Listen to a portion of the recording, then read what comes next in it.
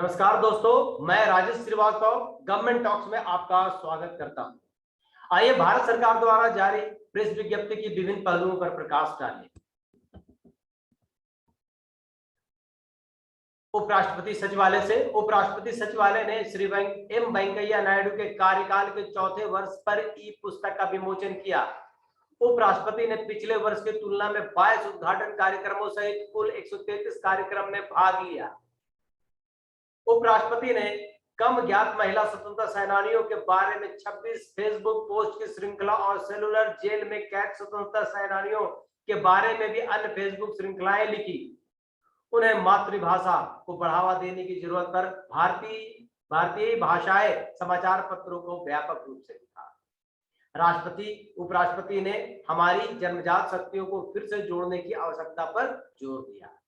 Budget सत्र तक 44 विधेयक पारित होने से 2020-21 के दौरान राज्यसभा की उत्पादकता बढ़कर 95.82% हुई, जो पिछले 4 वर्षों में सबसे अधिक है। राज्यसभा के यूट्यूब चैनल के दर्शकों की संख्या पिछले 4 साल में 5 लाख से बढ़कर 59 लाख हो गई है। प्रधानमंत्री कार्यालय से प्रधानमंत्री ने किन्नौर में भूस्खलन के दौरान हुई जनहानि पर शोक व्यक्त किया। प्रधानमंत्री 13 अगस्त को गुजरात में इन्वेस्टर्स समिट को संबोधित करेंगे। वाहन स्क्रैपिंग बुनियादी ढांचा स्थापित करने पर निवेश आमंत्रित करने के लिए यह सम्मेलन आयोजित किया जा रहा है। प्रधानमंत्री ने किन्नौर में आए भूस्खलन के संबंध में हिमाचल प्रदेश के मुख्यमंत्री से बात की। प्रधानमंत्री 12 अगस्त को आत्मनिर्भर नारी शक्ति से संवाद में हिस्सा लेंगे। प्रधानमंत्री ने आयुर्वेद के समर्थक डॉक्टर बालाजी तांबे के निधन पर शोक व्यक्त किया। प्रधानमंत्री ने भारतीय उद्योग परिसंघ CII की वार्षिक बैठक 2021 को संबोधित किया। प्रधानमंत्री ने कहा कि आत्मनिर्भर भारत अभियान की सफलता की बड़ी जिम्मेदारी भारतीय उद्योगों पर है। भारत विदेशी निवेश को लेकर पहले आशंकित रहा था, लेकिन आज देश हर तरह से निवेश का स्वागत कर रहा है। आज देशवासियों को भरोसा भारत में निर्मित उत्पादों पर है।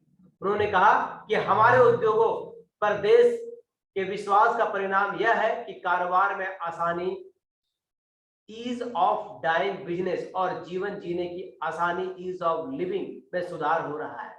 कंपनी अधिनियम में किए गए बदलाव इसकी पुष्टि करते हैं। आज देश में एक ऐसे सरकार है जो देश हित में सबसे बड़ा जोखिम उठाने को तैयार है। पिछले सरकारें राजनीतिक जोखिम लेने का साहस नहीं जुटा पाई। यह सरकार कठिन सुधार करने में सक्षम है, क्योंकि इसके लिए सरकारी सुधार बाध्यता नहीं, दृढ़ विश्वास के विषय है।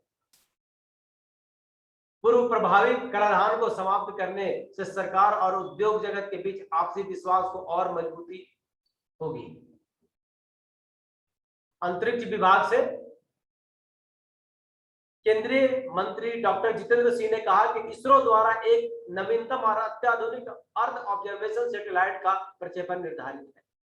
केंद्रीय मंत्री ने कहा कि अर्थ ऑब्जर्वेशन सैटेलाइट EOS-03 एक उत्कृष्ट व कुशल पृथ्वी अवलोकन उपग्रह है, जिसे श्रीहरिकोटा के सतीश धवन अंतरिक्ष केंद्र के दूसरे लॉन्च पैड से प्रक्षेपित किया जा रहा है। वाणिज्य एवं उद्योग मंत्रालय से गैर पारंपरिक क्षेत्रों से निर्यात को बड़ा प्रोत्साहन। छत्तीसगढ़ से महुआ के फूल और उत्तराखंड से हिमालयी बकरी के मांस को फ्रांस और संयुक्त अरब अमीरात निर्यात किया गया। एपिडा ने कृषि उत्पादों के निर्यात को बढ़ावा देने के लिए लाओस के साथ आभासी बैठक का आयोजन किया। एपिडा ने सऊदी अरब में ड्रैगन फ्रूट के प्रचार के लिए एक कार्यक्रम का आयोजन किया।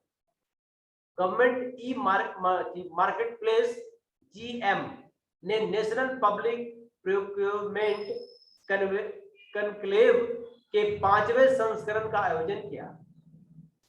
वाणिज्य एवं उद्योग राज्य मंत्री श्रीमती अनुप्रिया पटेल ने कहा कि GM ने देश में सार्वजनिक खरीदी परिदृश्य को परिवर्तित करने में महत्वपूर्ण भूमिका निभाई। विक्रेताओं के विभिन्न उत्पादों और सेवाओं में GM प्लेटफॉर्म पर डिजिटल प्रदर्शनी 9 अगस्त से 9 सितंबर 2021 तक यानी 30 दिनों तक के लिए उपलब्ध है।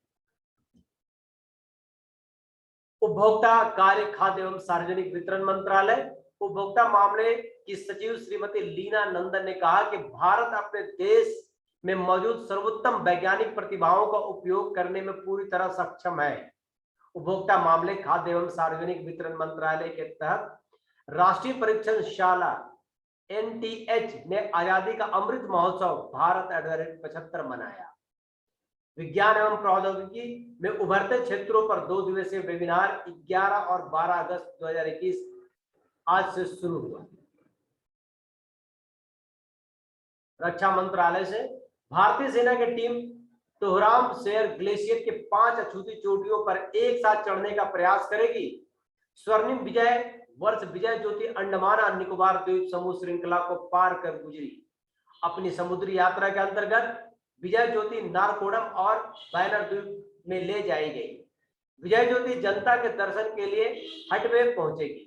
पोर्ट ब्लेयर में स्वतंत्रता दिवस समारोह का हिस्सा बनेगी। विजय ज्योति 15 अगस्त से द्वीपों के समूह दक्षिणी समूह की ओर जाने का अगला चरण। वित्त मंत्रालय से CGST के अधिकारियों ने 10 करोड़ रुपए से अधिक की इनपुट टैक्स क्रेडिट धोखाधड़ी के मामले में 2 व्यक्तियों को गिरफ्तार किया। सड़क परिवहन एवं राज्य मंत्रालय से श्रीमती नितिन गडकरी ने बुनियादी ढांचे के विकास के लिए समयबद्ध, पारदर्शी और त्वरित निर्णय लेने के लिए महत्वपूर्ण जोर दिया।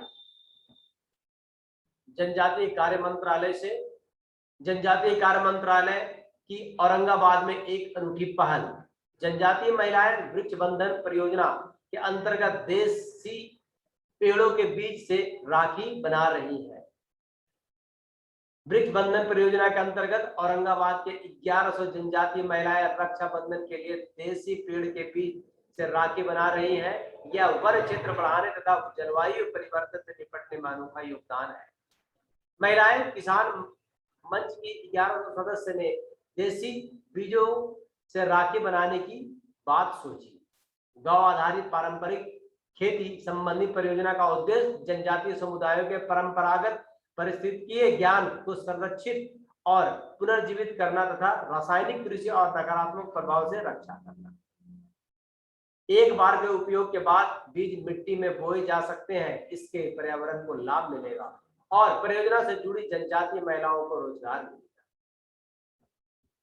युवा कार्यक्रम एवं खेल मंत्रालय से केंद्रीय युवा कार्यक्रम एवं खेल मंत्री श्री अनुराग सिंह ठाकुर 12 अगस्त को विज्ञान भवन में 22 पुरस्कार विजेताओं को राष्ट्रीय युवा पुरस्कार 2017-18, 2018-19 प्रदान करेंगे। राज्य मंत्री श्री निशित प्रमाणिक SLOV चैलेंज के विजेता को पुरस्कार प्रदान करेंगे। राष्ट्रीय युवा पुरस्कार NYA 17-18 के लिए कुल 14 पुरस्कार और राष्ट्रीय युवा पुरस्कार 18-19 के लिए 8 पुरस्कार दिए जाएंगे। इस पुरस्कार के तहत पुरस्कार पाने वाले व्यक्ति और संगठन को एक पदक, एक प्रमाण पत्र और क्रमशः 1 लाख रुपये और 3 लाख रुपए की नगद राशि दी जाएगी। तो धन्यवाद दोस्तों, हमारे साथ बने रहिए गवर्नमेंट टॉक्स में। धन्यवाद।